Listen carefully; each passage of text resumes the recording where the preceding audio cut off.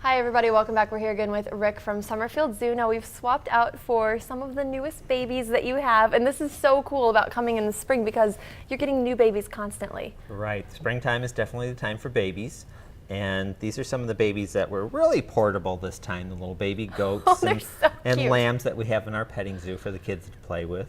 But we've got lots of other babies. We have a baby wallaby that's hanging its head out of mom's pouch now. Wow. A new baby reindeer and lots of other babies here or coming shortly. That's so exciting. We definitely want to have you guys back throughout the season as you get more babies. So kids can come right up and play with these guys? Oh, they can go right in with the goats and wow. feed some of them, play with them, pet them.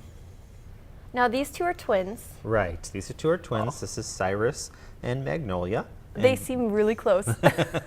And you have Willow. And this is Willow. Now which one's older? Because Willow is separate, these two are right? older. Okay, so because Willow seems a little younger. Yeah. Now what's with the sitting? This is the weirdest sitting position I've ever seen. She's just very relaxed with you. Is this normal? Is that? Well, these three are on bottles, so they're just so used to people. They just think they are people. Yeah. Well, the way she's sitting, it's like she's low in the front and then she's sticking her butt up. She's really relaxed. Oh my gosh. So how old is Willow then? She's about a little over a week old. These two are a little older here. These two are a little over 2 weeks. And they make the cutest little noises. Yeah, the little bleating. I don't know if they're going to do it for us again, but it sounds like a normal goat, but it's just high pitched. You're right. Which makes sense, but it's really cute. I wish they would do it for us now. They were doing it a lot earlier, like one would call out and the other would answer. Right. Do they actually talk to each other like that? Sure, they actually talk more to the people around them than to each other. Really? Yeah. They just want attention, or? Yeah. What is it? Yeah, they've been on bottles, so they like people. They know they're going to get a bottle from somebody. Wow. And, yeah. It's so interesting to me how baby animals start acting like the adults so quickly. Sure. I mean, a human... There we go. There it goes. Like human babies, you know, it takes them a while to even respond to you, but animals, it seems like they come out and they just know, like, I'm a goat. Right. Well, some of like these grazing animals, they're prey animals, so they have to be born a little more advanced than like primates. You mean that other animals would hunt them in the wild? Right, so they have to be born ready to like run around and follow mom and run away from something. Okay, now I was telling people yesterday that you guys were coming with these goats, and someone said, oh, are they fainting goats? I had no idea, but there are fainting goats out there that as a defense mechanism will just conk out and fall over. Well, it's not really a defense mechanism. Okay, well I was wondering, because I'm like, that's not a very good defense. Those goats are actually born with a genetic fault. Oh my gosh. So when they get scared, there's a chemical that's released and it actually freezes up their muscle and they're paralyzed for a while. Wow. And that's why they faint, because they can't stand up anymore. How do they do in the wild, do you know? They're not a wild animal. They're just a domestic animal. Yeah. Wow. It'd be like, oh, fall down here, you can eat me. So what is it about goats that makes them so people friendly? Because it seems almost like dogs. Like anytime you go to any petting zoo, the goats are always a staple. Oh, sure. Well, goats are a domestic animal, at least the ones that we see in the petting zoos. There are some wild breeds of goats, but these are a domestic animal that have been around humans for years and years. And so they're used to being around people. And especially these guys are bottle fed, so they're just like little babies that follow you around. So they're just going to grow up being very, very comfortable very friendly, with people. super friendly, yes. Oh my gosh. Do you have other baby goats or just these three? We have got about a dozen so far, and a little baby lamb too. Wow. Out in our petting zoo. How do you get any work done? Aren't you just out there all day long just playing with the babies? Oh, I wish we were out there all day long playing with the doing. babies, but we have a lot of other things to do. Oh, is that cute? Look how they just curl their heads around each other. Yeah. Do you find that these two tend to hang out with each other the most since they're twins out of all the babies? Or? No, they all really get along. Yeah. Yeah. Do they all kind of just think they're all siblings with each other? These three basically? definitely do, yeah. Yeah. That's so interesting. So it's really interesting to me too that the goats can be around people right away, because other babies, do you try to protect them from the public at least for a little while until they're ready, or does the mother get scared having them be around people?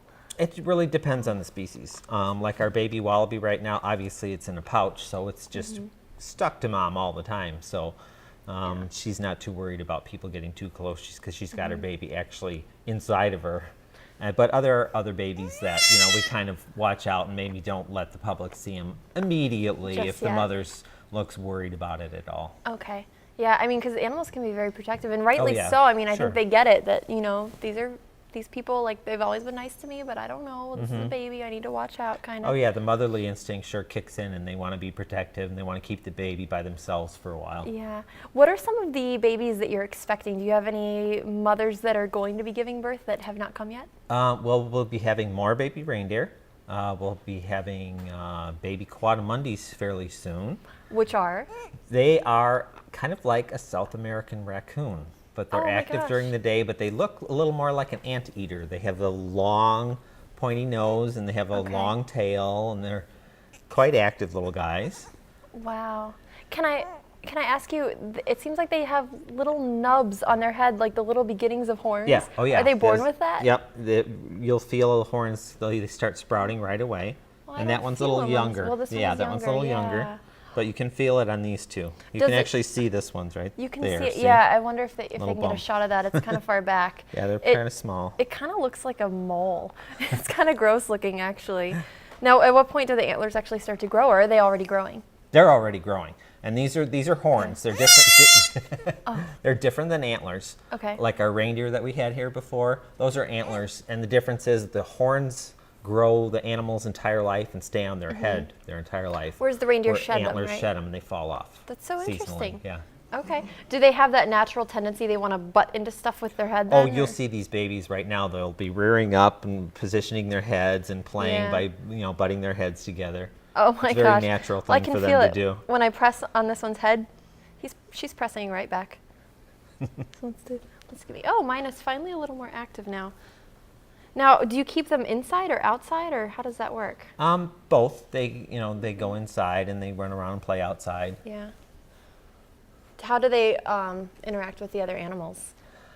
These guys are basically just in with their little petting zoo animals, which is just the little sheep and little goats, and sometimes maybe a donkey or a llama in with them, but they're not out with the other, exotic species of animals. Do you find that you have to be careful who's around who?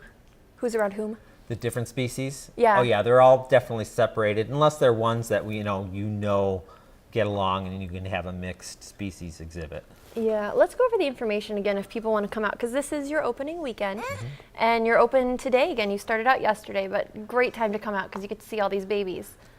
Yeah, we are open starting at 11, and we will be open every weekend until the first weekend in November. And we're right in Belvedere. And besides being a zoo, we're also an exotic animal rescue. Probably more than 60% of our residents at the zoo are actually rescues, and a lot of them even from the Rockford area. Because how does that work? You can't obviously go out and just trap a wild animal, right? No, you can't do that. There's a lot of different rules and regulations, and Sure. you can't just go out and trap something. They are just playing with. It's like this one wants to be over here, and this one wants to be over here, and they cannot get close enough to each other. They're just, oh my gosh, they're just crawling all over each other. That is the cutest thing. I wish that we could just sit here and talk holding goats all day, but we're out of time. But again, if you are interested, the zoo is open today from 11 to 4. They're open all season on weekends. Check them out at any time. We'll have all this information for you again right after this break. We'll be right back.